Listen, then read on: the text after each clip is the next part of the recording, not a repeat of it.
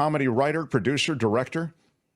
He was a grand poobah executive producer on Frasier and The Simpsons, and has been involved in so many different series that have done super well, and in part, I suspect, because of his involvement. I can't wait to hear what he's involved in now. I said, if you can find it in your heart, I think our audience would love to meet you. And so now you'll meet him. Jay Kogen, everybody. Hi, everybody. Welcome to me. Welcome to Jay Kogen. Yeah, you are you're a real deal. You're a real deal. I am the president of show business. I don't know if you knew that.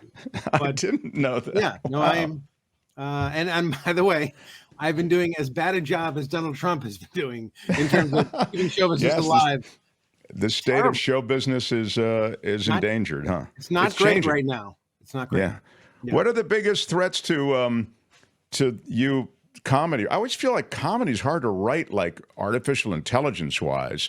I always see that as something of a threat. Is that true or false? I think that comedy is going to be the very hardest thing for AI to conquer. Eventually, AI will conquer everything, including all of us, and will absorb our beings, and we won't exist at all. But the very last thing it does before it destroys the world is tell a joke.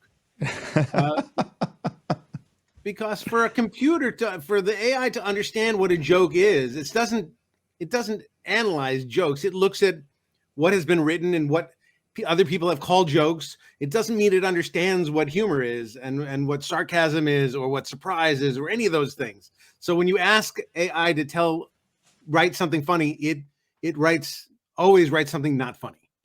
It writes something. Also, Jay, well, this is what strikes me is that comedy evolves. Comedy is different. Like you could say, write me a 1950s type joke, or maybe that's the wrong way to put it by decades or timing, but like a Henny Youngman type joke. And then you could say, write me a long story type joke, like a John Mulaney type joke. I mean, they're just totally different animals. Yeah, but it would write you a John Mulaney joke and a Henny Youngman joke. It would just look at all the jokes that they wrote and they have done, and then come up with some reference point to switch it around. And by doing that, you don't make a funny joke. You just make something else. So It's fascinating. It's fascinating to me. I'm secure in that my business won't be destroyed by computer right now. What it is going to be destroyed by is money managers. And that is the thing that's destroying all of show business at the time. And what do you mean by that? Well, show business has always been a money-making institution, right? And it's always been like,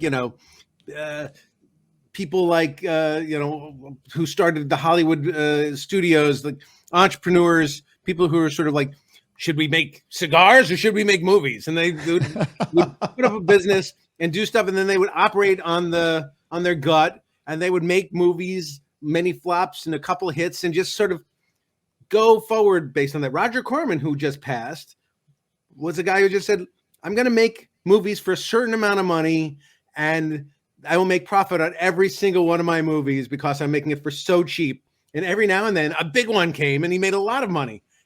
That was the model. Now stockholders are involved and they want quarterly reports and quarterly earnings, and they want every quarter to grow and profits, and that's not how show business works. We're very cyclical, and people sometimes like movies and sometimes hate movies, and they release The Fall Guy and it doesn't do great, and suddenly Planet of the Apes gets released and for some reason it does do it. Like nobody knows why. So and in that spirit, it's particularly the movie business, but I suppose it's true in television too. I was going to say there's a derivative quality, but you can find it in television, and Western. I'm derivative. That's how I made my big money. You're that's right. Yeah. The head of derivative, which is really pretty much all development executives. But I mean, if you are in development, to be fair to executives, you're trying to find things where you can keep your job for a while and keep your kids in private school or whatever the hell it is. So you make safe decisions a lot of the time. Well, but that doesn't create hits. What it does is you make a decision that looks good in the eyes of your boss and keeps you around for another quarter, but it doesn't necessarily make the thing. If you picked up Seinfeld, if you're the guy who said, I want that, which was a weird decision, NBC loves you forever. But people aren't doing that, and I understand why, by the way. So you don't think there are as many bold decisions being made on content as there used to be? No, people are scared shitless. I mean, can we work blue here? We don't love it, but it's fine. We're not. Right, It's not a deal buster. they're scared. Let me just say they're scared. Okay.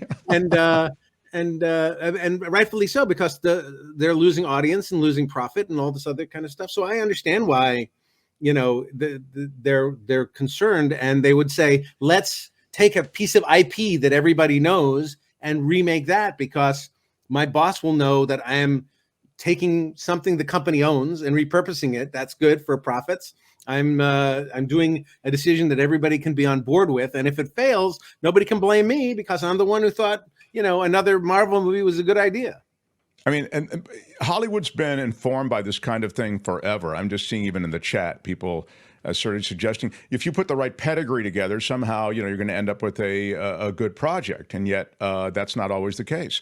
Hey, look, and I don't know if it wasn't successful or not, so please don't take this the wrong way. But you were part of one of the greatest shows. You've been part of actually a couple of the greatest shows in television history, The Simpsons, also Frasier. And Simpsons is still running, and Frasier, they rebooted. I mean, even though a couple of characters weren't there anymore. Right. And, so, and I don't know, I think you had maybe very little to do with the reboot of Frasier. I don't know. You can tell me. I was a consultant on it. But I mean, here's the thing. It's not taking the world by storm. I will say that. Like, your friends and neighbors aren't saying, did you see the Frasier reboot last night? But it's good. It's a good show, and people should watch it. That's fine. But it's sort of it's coming from a different world, a world where we had 4 networks to watch, to where we have 50,000 things to watch. I think it's hard to sort of get a foothold on the zeitgeist. And you're exactly right, Mark. No one knows anything, and no one knows what's going to be popular. No one knows what's going to be good. I don't. When I write it, I don't know if it's going to be good. I just know that I like it. That's really all I can do. Jay Kogen, you've been super successful, as I was saying, and I'm asking this. That's not just me blowing smoke. Another modifier on that? I need to say that for the next thing I'm going to say. Okay. When you go in now, or when you're part of a pitch now, even though you're super successful, Jay Kogen, with a history, and isn't there a problem that's associated with age?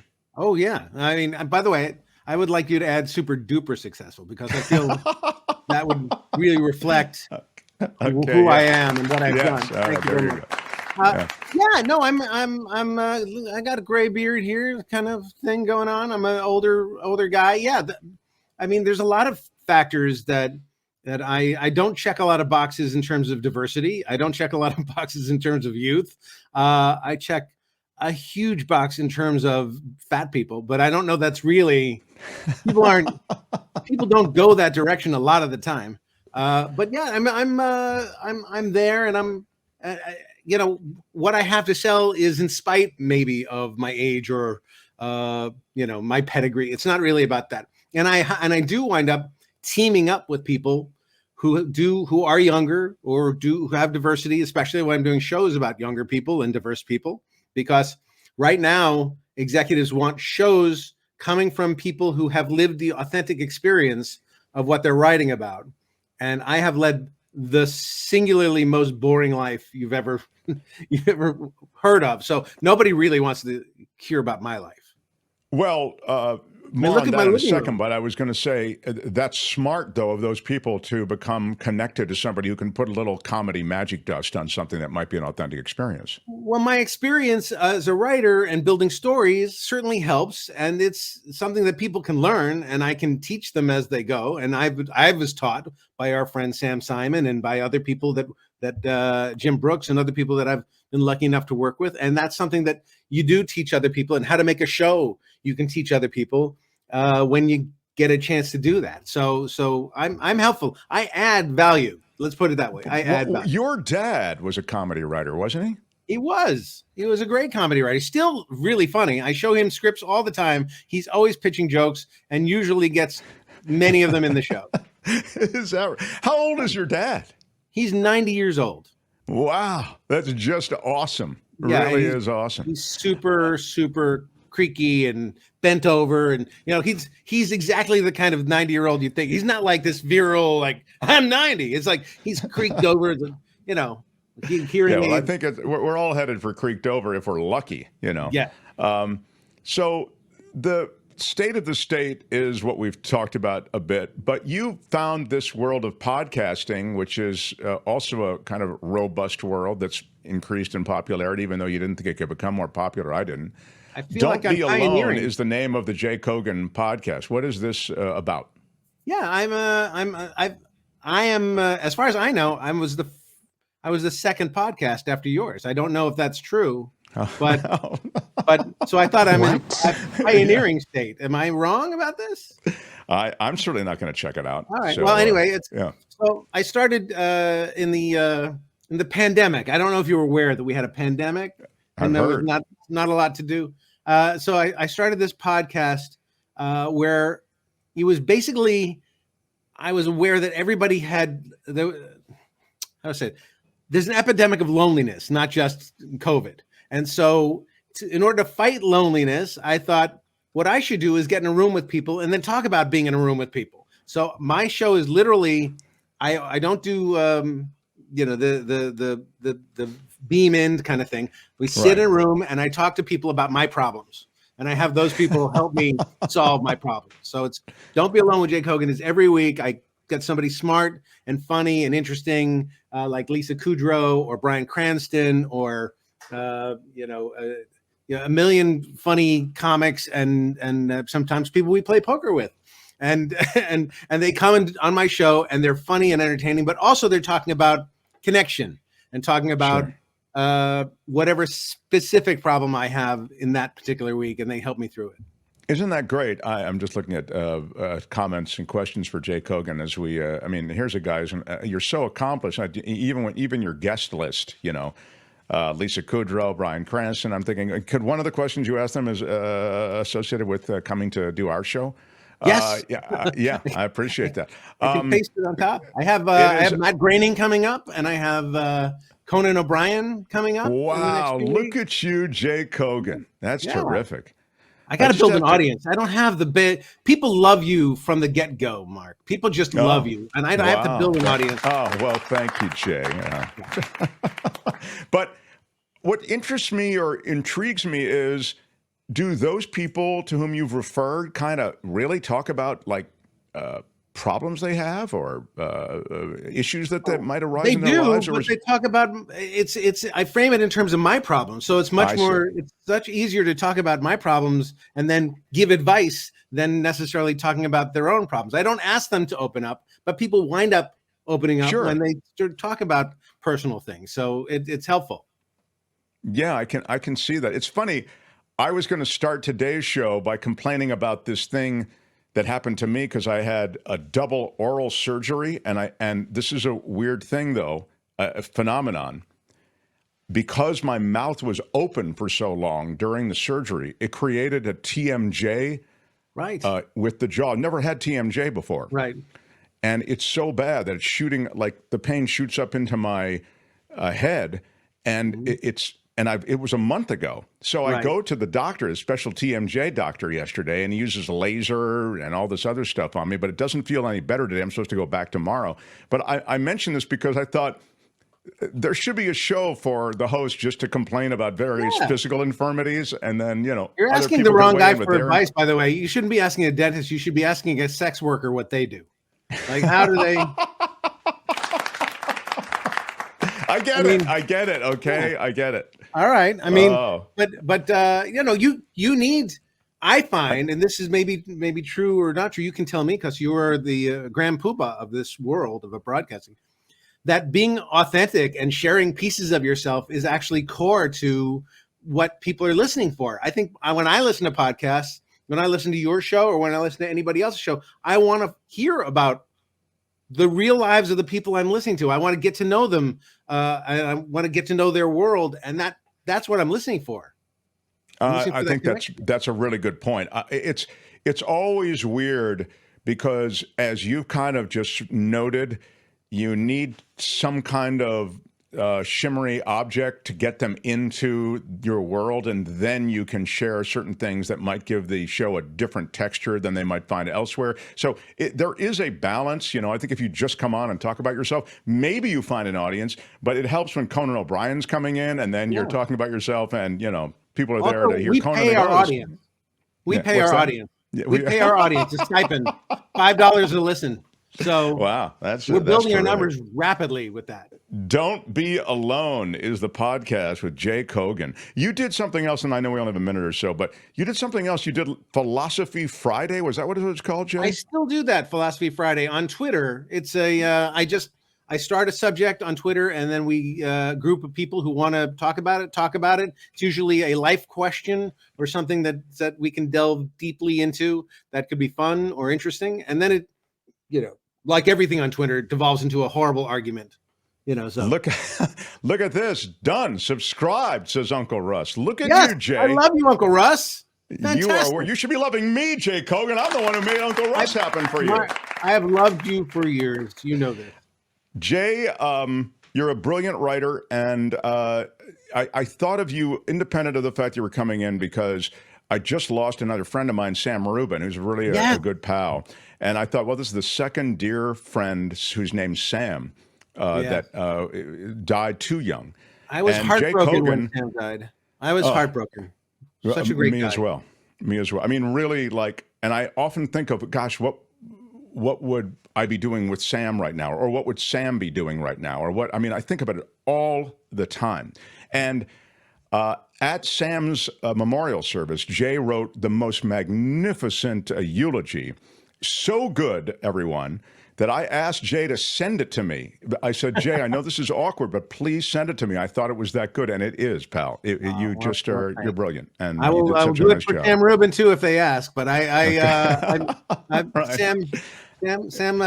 Sam Rubin was a spectacular person. He was specifically a guy who combined like charm and a little bit of smarm together to be adorable. I don't know how he did it, but like he would overreach sometimes and be but it always worked on him. It always worked on him. That's actually a really great take, because there was a kind of a wink in his eye, or what is a glint in his eye, or whatever that thing is in somebody's eye.